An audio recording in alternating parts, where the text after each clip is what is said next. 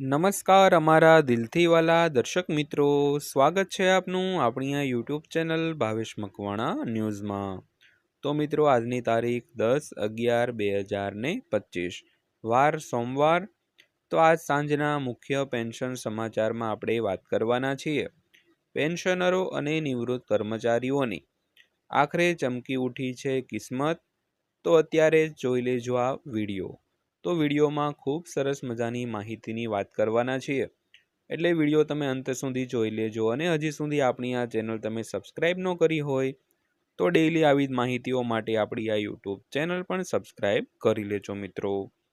તો શરૂ કરીએ આજનો વિડીયો। તો કેન્દ્ર સરકારે 8મા કેન્દ્રીય પગાર પંચ અંગે એક મોટું પગલું ભર્યું છે, જેનાથી લાંબા સમયથી રાહ જોવાતી હતી। તો 3 નવેમ્બરના રોજ સરકારે નાણાં મંત્રાલય તરફથી એક સત્તાવાર સૂચના બહાર પાડી છે, જેમાં આયોગની રચનાની જાહેરાત કરવામાં આવી છે। તો આ સૂચનામાં આયોગનું સમગ્ર માળખું, તેમના કાર્યક્ષેત્ર અને અહેવાલ રજૂ કરવાની સમયમર્યાદાનો સ્પષ્ટ ઉલ્લેખ કરવામાં આવ્યો છે। તો આયોગનું મુખ્ય મથક નવી દિલ્હીમાં હશે, જેની ભલામણો 18 મહિનાની અંદર કેન્દ્ર સરકારને સુપરત કરવામાં આવશે। જો જરૂર પડશે તો આયોગ અંતિમ અહેવાલ પણ રજૂ કરી શકે છે, જે કર્મચારીઓને રાહત આપશે।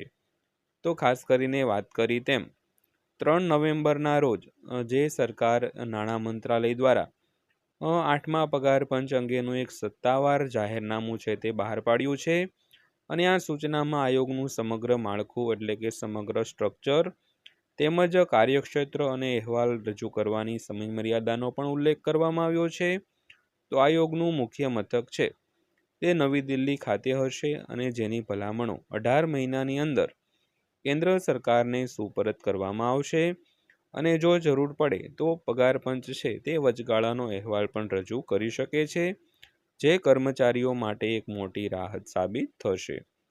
તો સૌથી પહેલાં વાત કરીએ તો ફક્ત પગાર જ નહીં, બોનસ, ગ્રેચ્યુઇટી અને અન્ય ભથ્થાઓની પણ સમીક્ષા કરવામાં આવશે।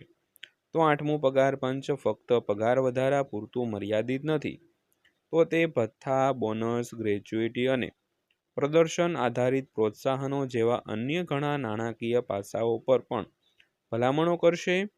તો કમિશન હાલના પગાર ભથ્થા અને અન્ય રોકડ લાભોમાં ક્યારે સુધારો કરવાની જરૂર પડશે તેની ભલામણો કરશે। તો તેનો ઉદ્દેશ પ્રતિભાશાળી યુવાનો માટે સરકારી નોકરીઓને વધુ આકર્ષક બનાવવાનો છે, તેમજ કમિશન હાલની બોનસ સિસ્ટમની પણ સમીક્ષા કરશે। અને જો જરૂરી જણાય તો ઉત્કૃષ્ટ કર્મચારીઓને ખાસ કરીને પુરસ્કાર આપવા માટે નવી પ્રદર્શન સંબોધિત પ્રોત્સાહન યોજના બનાવવાની પણ ભલામણ કરી શકે છે। તો કમિશન એનપીએસ અથવા યુપીએસ હેઠળ આવરી લેવામાં આવતા કર્મચારીઓ માટે ડીસીઆરજી એટલે કે ડેથ કમ રિટાયરમેન્ટ ગ્રેચ્યુઇટી ની પણ સમીક્ષા કરશે। તો એનપીએસ દ્વારા આવરી લેવામાં ન આવતા કર્મચારીઓ માટે ગ્રેચ્યુઇટી અને પેન્શનમાં સુધારાની પણ ભલામણ કરવામાં આવશે। તો કમિશન હાલમાં ઓફર કરવામાં આવતા વિવિધ ભથ્થાઓની સંખ્યા અને સુસંગતતાઓનું મૂલ્યાંકન કરશે, અને તેમના પુનર્ગઠનની પણ ભલામણ કરશે। તો ત્યારબાદ વાત કરીએ તો આ શ્રેણીઓના કર્મચારીઓને લાભ મળશે। તો 8મા પગાર પંચ મુજબ પગાર અને ભથ્થાની સમીક્ષા કરવામાં આવશે, જેમાં કેન્દ્ર સરકારના ઔદ્યોગિક અને બિનઔદ્યોગિક કર્મચારીઓનો સમાવેશ કરવામાં આવશે। આ ઉપરાંત અખિલ ભારતીય સેવાઓના અધિકારીઓ અને સશસ્ત્ર દળોના કર્મચારીઓનો પણ તેમાં સમાવેશ કરવામાં આવશે। તો સંસદ દ્વારા સ્થાપિત નિયમનકારી સંસ્થાઓના સભ્યો પણ તેમાં સામેલ કરવામાં આવશે, તેમજ કેન્દ્રશાસિત પ્રદેશોના કર્મચારીઓ અને ભારતીય ઓડિટ અને એકાઉન્ટ્સ વિભાગના કર્મચારીઓનો પણ તેમાં સમાવેશ કરવામાં આવશે। આ ઉપરાંત સુપ્રીમ કોર્ટ અને હાઈકોર્ટના અધિકારીઓ અને કર્મચારીઓની સાથે કેન્દ્ર શાસિત પ્રદેશોના ન્યાયિક અધિકારીઓનો પણ તેમાં સમાવેશ કરવામાં આવશે। ત્યારબાદ વાત કરીએ તો રાજ્યની ક્ષમતા પર નજર રાખવામાં આવશે। નોટિફિકેશન મુજબ કમિશને 18 મહિનાની અંદર પોતાનો અંતિમ અહેવાલ સુપરત કરવાનો રહેશે। જો કમિશન નવેમ્બર 2025થી પોતાનું કામ શરૂ કરે છે તો અંતિમ અહેવાલ મે 2027 સુધીમાં સરકાર પાસે પહોંચી જાય તેવી શક્યતા છે. એવું પણ અનુમાન કરવામાં આવી રહ્યું છે કે કમિશન મુખ્ય મુદ્દાઓ પર રિપોર્ટ જારી કરી શકે છે, જેથી સરકારી કર્મચારીઓને તાત્કાલિક પ્રારંભિક રાહત મળે.